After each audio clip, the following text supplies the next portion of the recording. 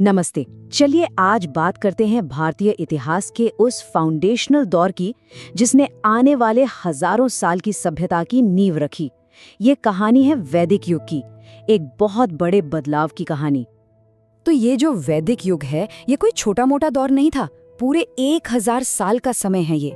और इसे ठीक से समझने के लिए इतिहासकार इसे दो खास हिस्सों में बांटते हैं। एक है प्रारंभिक वैदिक काल और दूसरा है उत्तर वैदिक काल।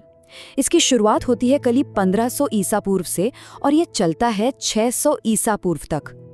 तो सबसे बड़ा सवाल ये उठता है कि आखिर कैसे चरवाहों का एक अर्ध खाना बदोश समाज दुनिया की सबसे पुरानी और लगातार चली आ रही सभ्यताओं में से एक की नींव रख पाया। यही वो गुत्थी है जिसे आज हम मिलकर सुलझाने की कोशिश करेंगे। तो ये कहानी शुरू कहाँ से होती है? इसकी शुरुआत होती है एक बहुत ही प्रचलित थ्योरी से। ये थ्योरी है भारतीय उपमहाद्वीप में नए लोगों और एक नई संस्कृति के आने की। अब सबसे मजेदार बात तो ये है कि इतिहासकार इस पूरी कहानी को जोड़ते कैसे हैं। ये बिल्कुल एक जासूसी की तरह है जिसके सुराग हजारों मील दूर और कई अलग अलग भाषाओं में बिखरे हुए हैं।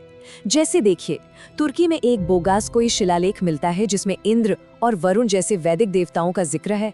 फिर ईरान का धार्मिक ग्रंथ है ज़ेंद अवेस्ता, उसमें भी वेदों से काफी मिलती जुलती बातें हैं।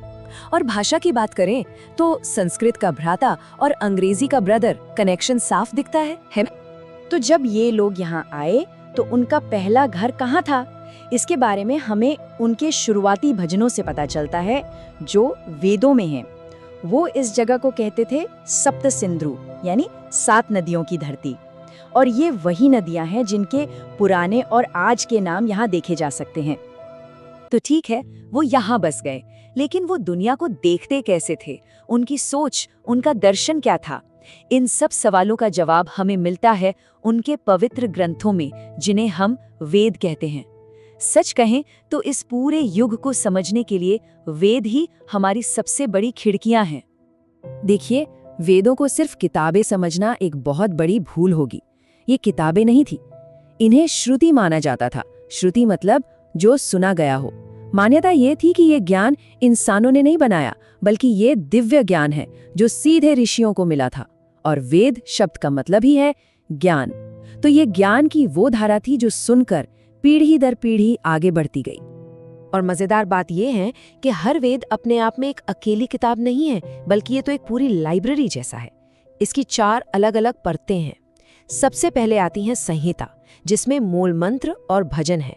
फिर आते हैं ब्राह्मण ग्रंथ, जो इन मंत्रों और यज्ञों का मतलब समझाते हैं।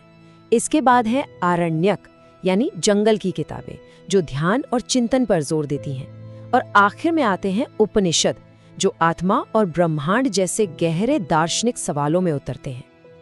अब यहाँ 2 शब्द आते हैं, वेदांत और वेदांग। इनमें फर्क समझना बहुत जरूरी है। देखिए, वेदांत का मतलब है वेद का अंत, यानी वेदों का दार्शनिक सार जो उपनिषदों में मिलता है। वहीं वेदांग का मतलब है वेद के अंग। ये वो 6 विषय या कह लीजिए टूल्स हैं जो वेदों को सही ढंग से पढ़ने और समझने में मदद करते हैं, जैसे व्याकरण, ज्योतिष और छंद। तो चलिए अब समय में थोड़ा पीछे चलते हैं, उस शुरुआती दौर में। ऋग्वेद, जो सबसे पुराना वेद है, उसके हिसाब से ये समाज आखिर था कैसा? लोग जीते कैसे थे? ये एक ऐसी दुनिया थी जो काफी हद तक घुमंतू थी और यहाँ सब कुछ गाय के इर्द गिर्द घूमता था। गाय को अघन्या कहा जाता था, मतलब जिसे मारा न जा सके। वही धन दौलत का पैमाना थी। यहाँ तक कि जो लड़ाइयाँ होती थीं, जिन्हें गविष्टि कहते थे, वो भी अक्सर मवेशियों के लिए ही लड़ी जाती थीं। समाज की बनावट भी आज जैसी नहीं थी।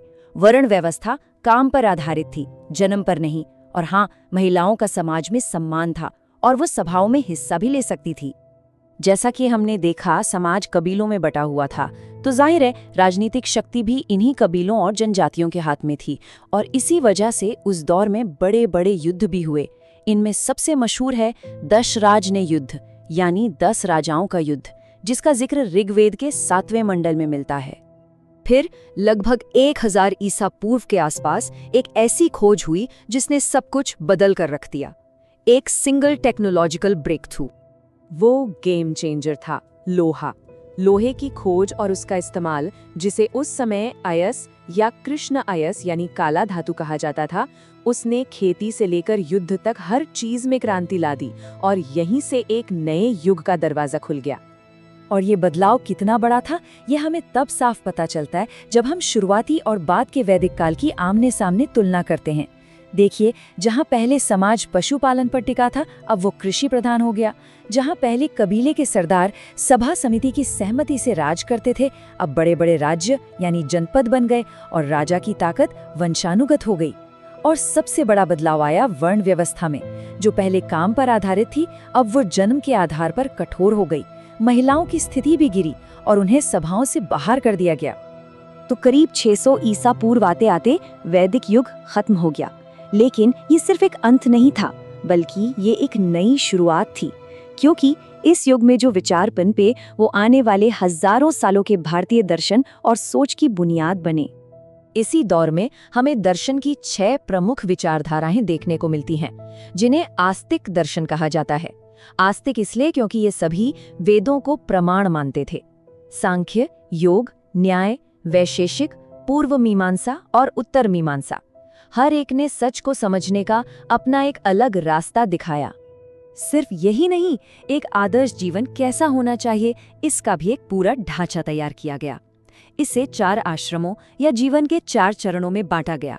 पहला ब्रह्मचर्य यानी विद्यार्थी जीवन, फिर गृहस्थ यानी पारिवारिक जीवन, उसके बाद वानप्रस्थ जब इंसान समाज की जिम्मेदारियों से मुक्त होकर चिंतन करता है, और आखिर में सन्यास यानी सब कुछ त्याग कर मोक्ष की खोज।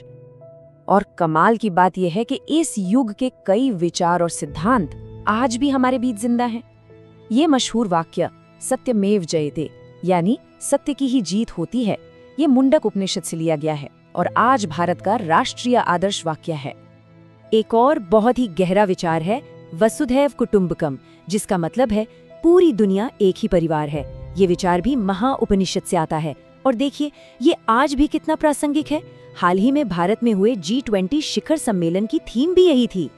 तो सामाजिक ढांचों से लेकर आध्यात्मिक विचारों तक ये सब देखकर एक सवाल मन में आता है कि इस हजारों साल पुराने वैदिक युग का कितना कुछ आज भी हमारे साथ है। ये एक ऐसी विरासत है जिसकी गूंज आज भी हमारे समाज, हमारी सोच और हमारी संस्कृति में सुनाई देती है, और शायद हम आज भी उसकी गहराइयों को पूरी तरह से समझ ही रहे हैं।